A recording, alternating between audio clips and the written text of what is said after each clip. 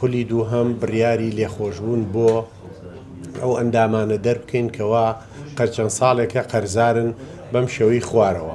ئەوانەی کەوا تەنها ساڵی 2025 قەرزارن لێخۆشببوونی ساڵی 2025 یانگرێتەوە و تەنها ساڵی 2026 ئەتوانن ڕسوماتی پێناسەکەیان بن و ئەوانەی کە چەند ساڵێکی زیاتر قەرزارن ڕسوماتی ساڵی 2025 و 2026یان لێوەرەگیرەوە. ئەمە سەرجەم پێناسەکانی پیشەسازی و بازرگان و کۆمپانیەکان ئەگرێتەوە بێجگە لە پێناسی نووسینگەی کڕین و فرۆشتنی خان و زەوی کە ئەویش لە داهاتووە لە دانیشتێکی ترا بەپێی یاسا و ڕێنمایەکان بڕیاری تری ئەتوانین ئەم بڕیارە لە 1 2026 هەتاوەکو 30 2026 بەرکارە بێت. لە دوای ئەوەوە ئەو لێخۆشببوونە نایانگرێتەوە هەر کەسێک بیەوێ هەویەکەی تازەکاتەوە ئەبێ قەرزاری و ڕسوماتی هەموو ئەو ساڵانێکەوە قەرزارە بیدات. لە دوای ئەم بڕیارەوە کە تازە ئەکرێتەوە هەر کەسێک بۆ ماوەی 4 ساڵ هەویەکەی تازە نەکاتەوە